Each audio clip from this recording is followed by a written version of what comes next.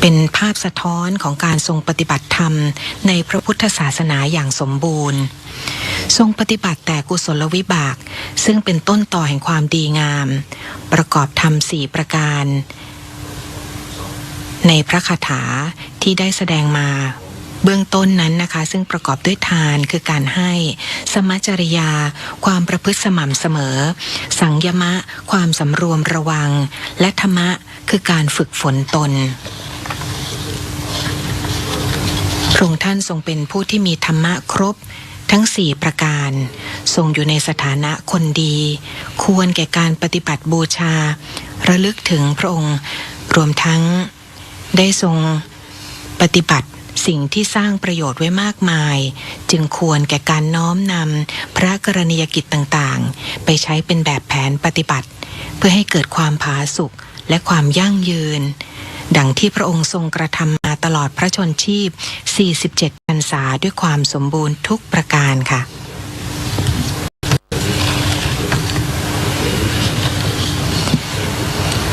เจ้าพนักงานได้นิมนต์พระเทพวชิราภินันท์ลงมานั่งยังอาสงฆ์แล้วพระบาทสมเด็จพระเจ้าอยู่หัวทรงพระดำเนินไปทรงจุดธูปเทียนเครื่องบูชากระบะมุกที่หน้าพระสงฆ์สวดธรรมคาถาค่ะอังกรุมาเสนะโมตัสสะภะคะวะโตอะระหะโตสัมมาสัมพุทธัสสะนะโมตัสสะภะคะวะโตอะระหะโตสัมมาสัมพุทธัสสะนะโมตัสสะภะคะวะโตอะระหะโตสัมมาสัมพุทธัสสะสัพเพสัตตามริตสันติ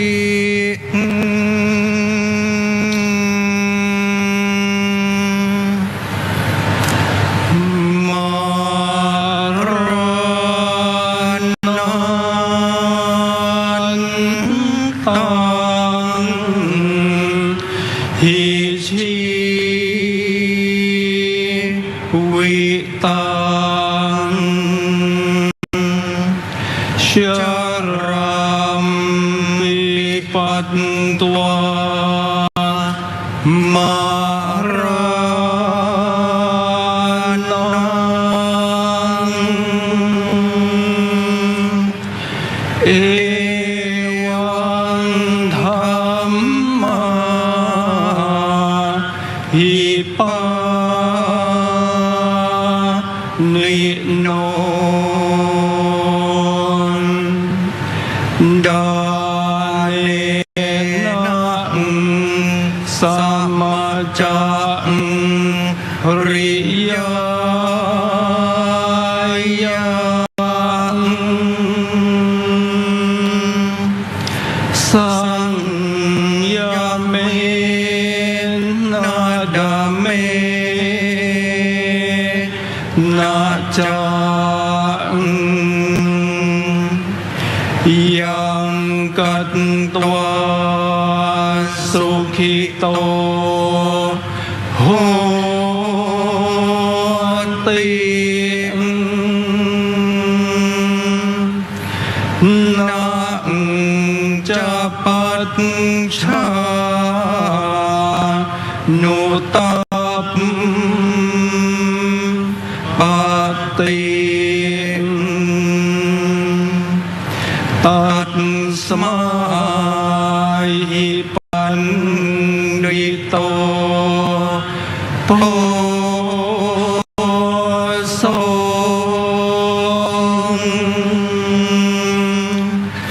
สัมปัสสังอาตธรรมัต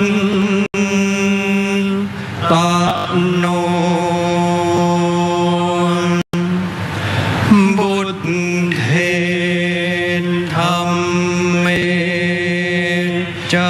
สังเคจังทิโรสัทธังนิเวสเยเอตตกานัมปิปา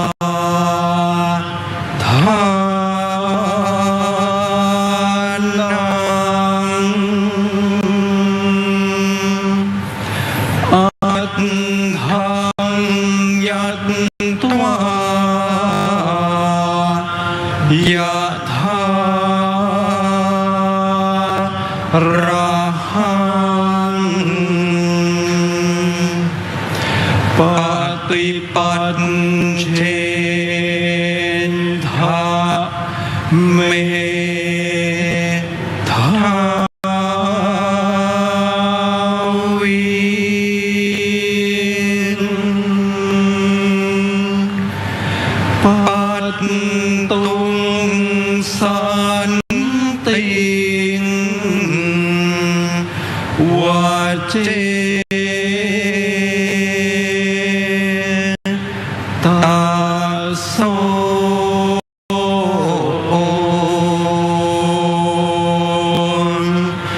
ติ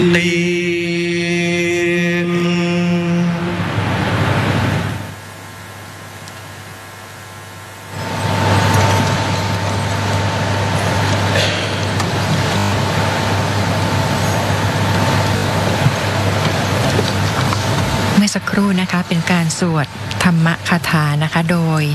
พระเทพวชิราภินันท์นะคะจากวัดบวรนิเวศวิหารพระมหาจตุพลพลยาโนพระมหาวโรธรรมวโรพระมหาพิสิทธิพงศ์ปวิสิทโธและพระครูสังฆการวิจิตรวัดบวรนิเวศวิหารค่ะ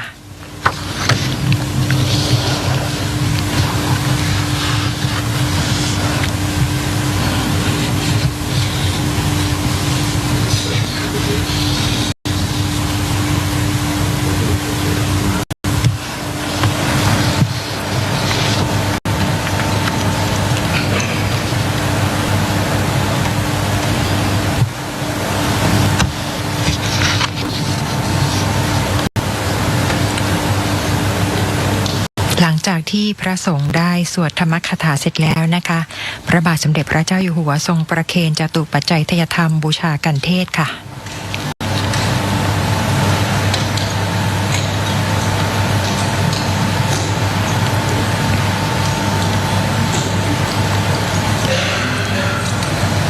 ขณะนี้เจ้าพนักงานลาดพระภูษาโยงนะคะ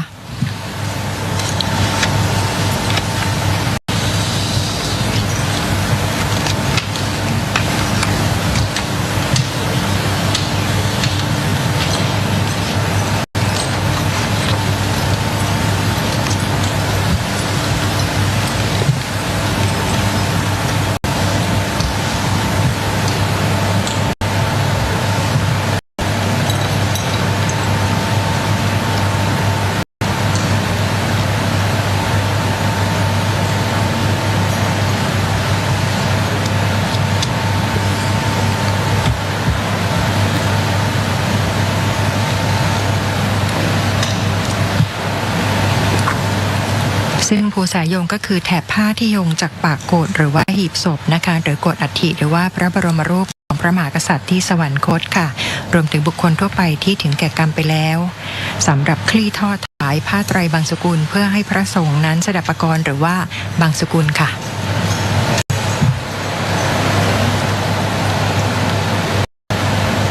พระบาทสมเด็จพระเจ้าอยู่หัวนะคะทรงทอดผ้าไตรถวายพระสงฆ์ที่ถวายพระธรรมเทศนา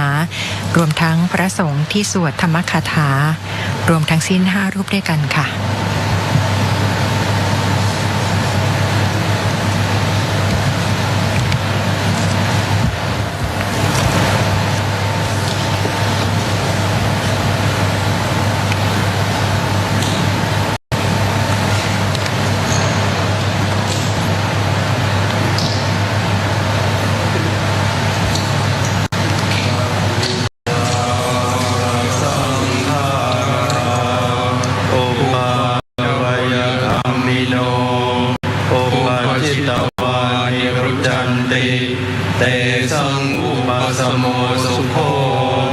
สัพเพสัตตามรันติจา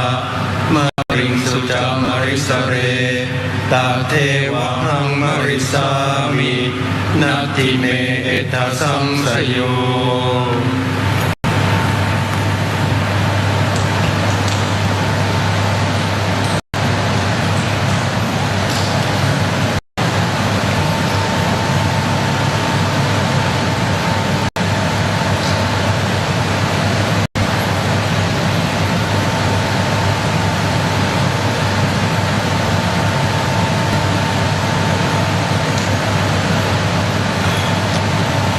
ยะหาวาริวหาปุราปริปุเรนติสาคารังเอวะเมวะอิโตทินังเปตานังอุปกัปปติอิชิตังปัตติตังตุมหังคิปะเมวะสมิจฉตุสัพเพปุเรนตุสังกปาจันโทปนะระโสยถามณิโชติระโสยถาสัพพิติโยวิวัชชันตุสัมภโรวินาศตุมาเตภวัตวันตรายโยสุขีทีขายุโกภวสัมปิติโยวิวัชชันตุสัมภโรโควินาศตุมาเตภวัตวันตรายโยสุขีทีขายุโกภวสัมปิติโยวิวัชชันตุสัมภโรโควินาศตุมาเต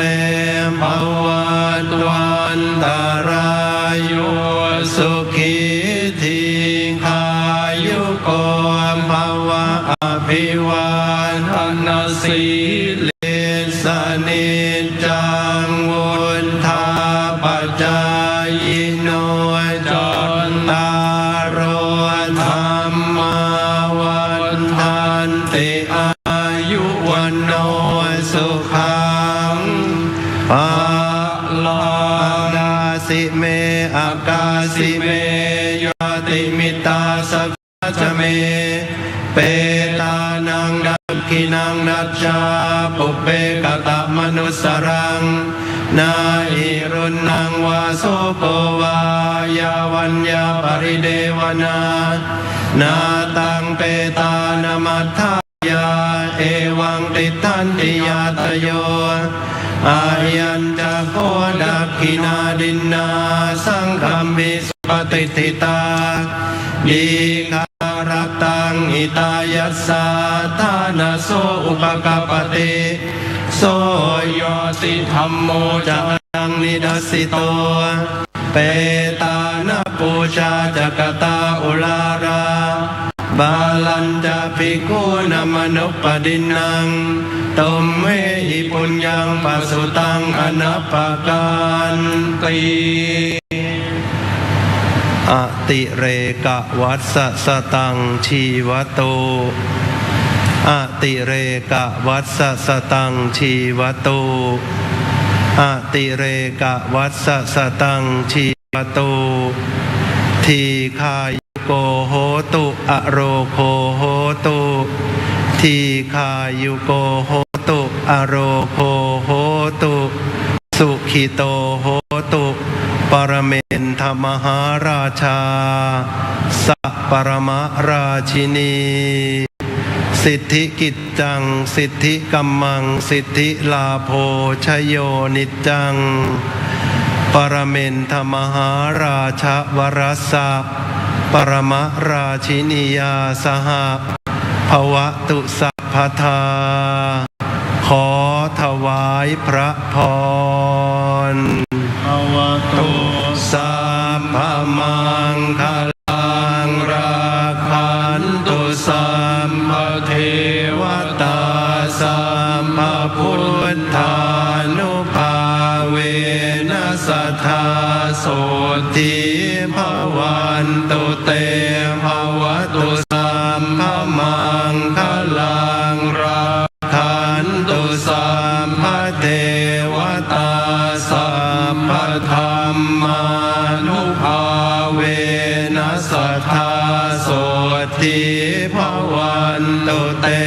ภวตุสัมภมังคลังราคันตุสัมภเท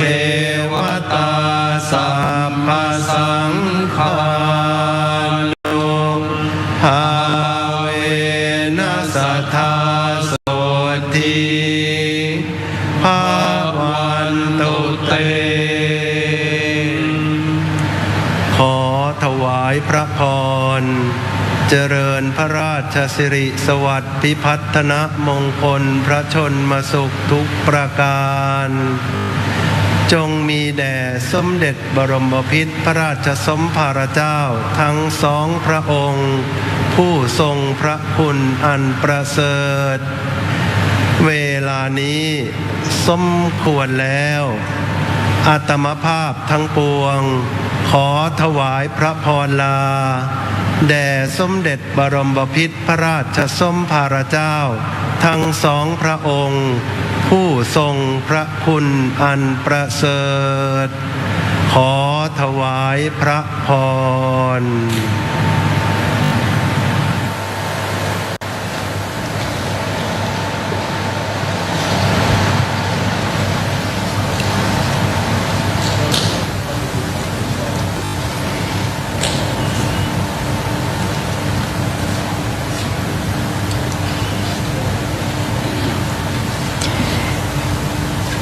หลังจากเสร็จขั้นตอนพระสงฆ์สดับปกรณ์พระบาทสมเด็จพระเจ้าอยู่หัวและสมเด็จพระนางเจ้าพระบรมราชินี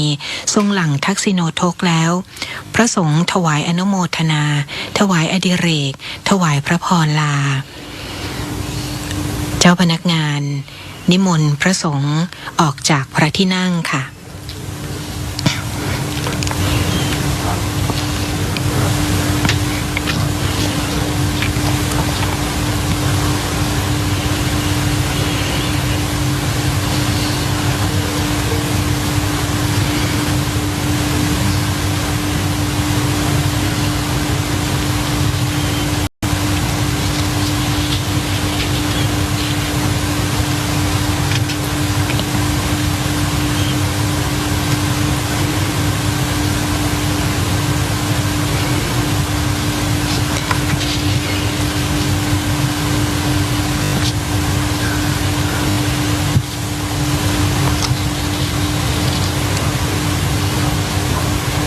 พระบาทสมเด็จพระเจ้าอยู่หัวทรงพระดำเนินไปที่หน้าเครื่องนมัสการทรงกราบ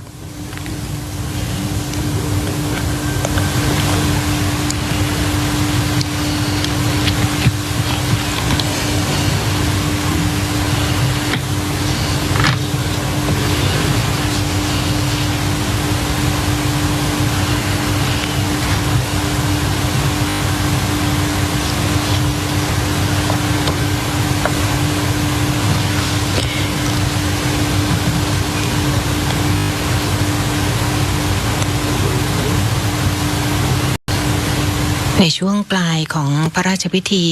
ทรงบำเพ็ญพระราชกุศลปัญญาสมวานพระราชทานพระศพสมเด็จพระเจ้าลูกเธอเจ้าฟ้าพัชรกิติยาภานเรนทิราเทพพยวดี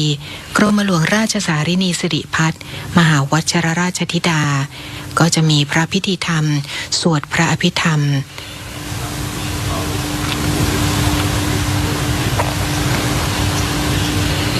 ซึ่งขณะนี้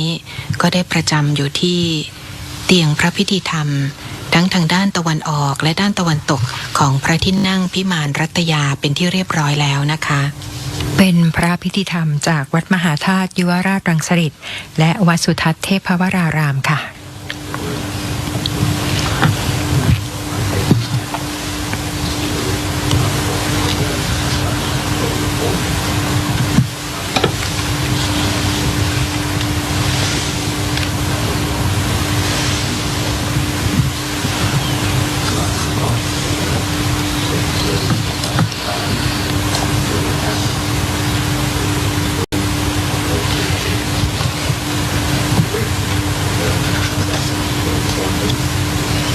สำหรับพระพิธีธรรมจากวัดมหาธาตุยุวราชรังสฤษฎ์นะคะประกอบด้วยพระครูปลัดเนียมประภาโตพระมหาชัยนรงค์กนัตธรรมโมพระมหาสมชายปัญญาวชิโรพระครูสมุธีรเดชธีระเตโชค่ะ ส่วนพระพิธีธรรมนะคะจากวัดสุทธาเทพวรารามก็มี4รูปเช่นกันค่ะประกอบไปด้วยพระครูศรีวชิรวงศ์นะคะพระมหากรวิกอหิสิโกพระมหาอัฏฐสิทธิ์อัคคสิทธิพระมหาสอนนฤทธิ์ยติธารีค่ะพระบาทสมเด็จพระเจ้าอยู่หัวเสด็จพระราชดำเนินผ่านพระบรมวงศานุวงศ์และข้าราชการผู้มาเฝ้าทูลละอองธุลีพระบาทไปทรงจุดธูปเทียนเครื่องบูชากระบะมุกที่หน้าเตียงพระพิธีธรรมสวดพระอภิธรรมด้านตะวันออกและด้านตะวันตกของพระที่นั่งพิมานรัตยา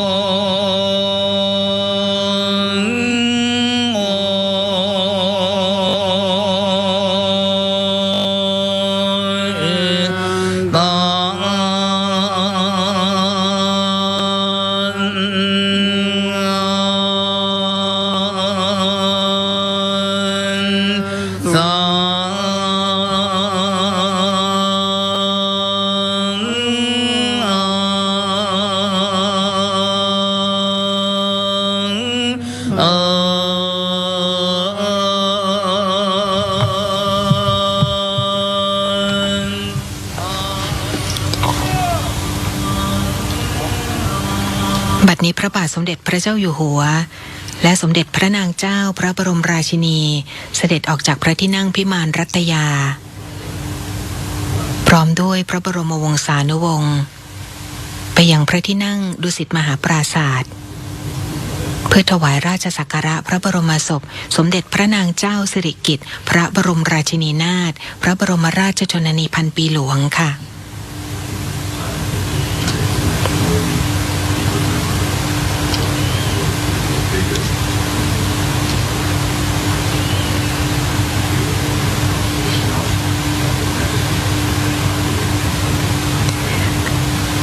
พระโกฐพระบรมศพของสมเด็จพระนางเจ้าสิริกิติ์พระบรมราชินีนาถพระบรมราชชนนีพันปีหลวงนั้นประดิษฐานอยู่ทางด้านตะวันตกของพระที่นั่งดุสิตมหาปราศาสน์ค่ะ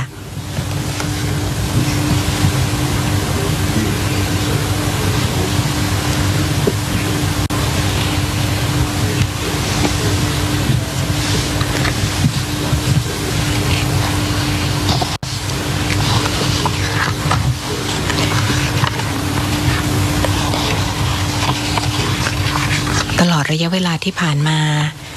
นับตั้งแต่ประดิษฐานพระบรมศพและพระบาทสมเด็จพระเจ้าอยู่หัวพระราชทานพระบรมราชานุญาตให้ประชาชนได้เข้าถวายสักการะพระบรมศพณพระที่นั่งดุสิตมหาปราศาสน์นั้นนะคะก็มีผู้คนหลั่งไหลมาจากทั่วทุกสารทิศเพื่อมาถวายสักการะพระบรมศพแสดงความอาลัยถวายแด่พระองค์ท่านและน้อมสำนึกในพระมหากรุณาธิคุณอันหาที่สุดมิได้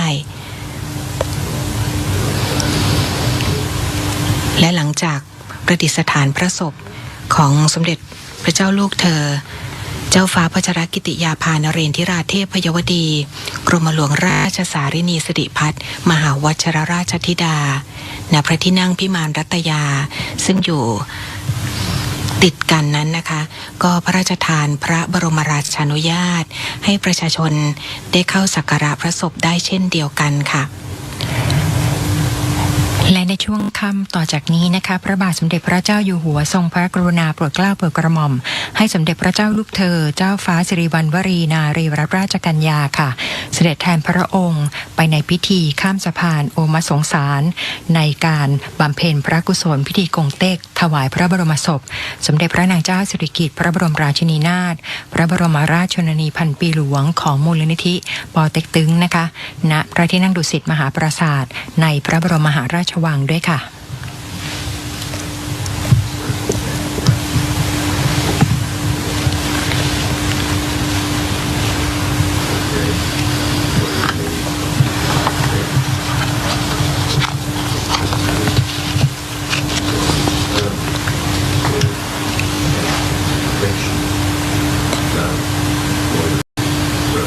ทางสำนักพระราชวังได้แจ้ง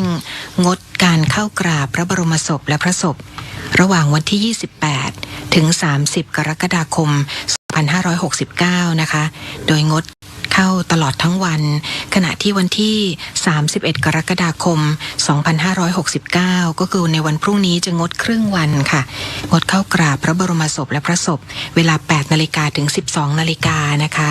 ประชาชนที่จะเข้ากราบพระบรมศพและพระศพสามารถไปได้ตั้งแต่เวลา 13 นาฬิกาถึง 20 นาฬิกาจุดคัดกรองในอุโมงค์ปิดเวลา 19 นาฬิกาค่ะ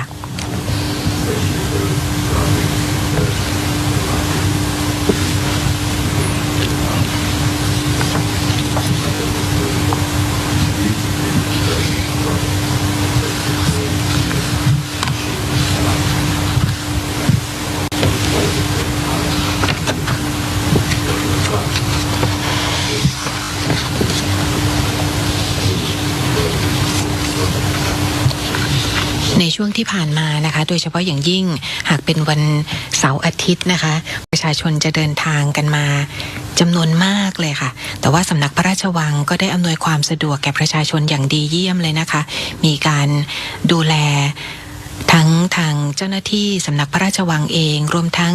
บรรดาจิตอาสาพระราชทานนะคะก็เข้ามาดูแลหากเป็นผู้สูงอายุหรือว่าผู้ที่ต้องนั่งวีลแชร์นะคะก็จะมีจิตอาสาพระราชทานมาช่วยดูแลอำนวยความสะดวกในการเข้ามาภายในพระบรมมหาราชวังเป็นที่เรียบร้อยเลยนะคะ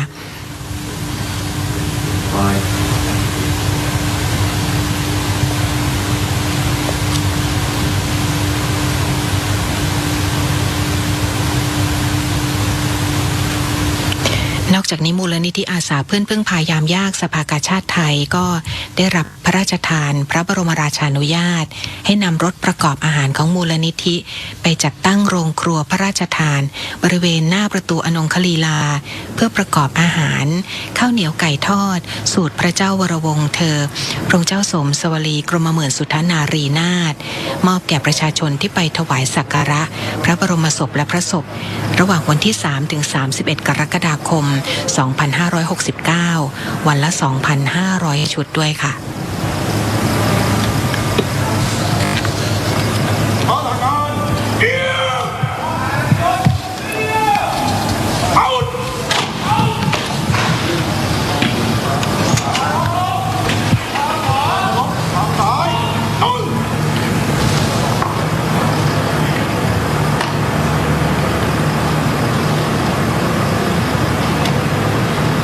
วันนี้กองทหารเกียรติยศนะคะมีทั้งด้านในบริเวณพระที่นั่งพิมานรัตยาจัดจากกองพันทหารม้าที่ 20 กรมทหารม้าที่ 5 รักษาพระองค์ขณะที่กองทหารเกียรติยศด้านนอกนะคะจัดจากกองพันทหารปืนใหญ่ที่ 2 กรมทหารปืนใหญ่ที่ 2 รักษาพระองค์ค่ะ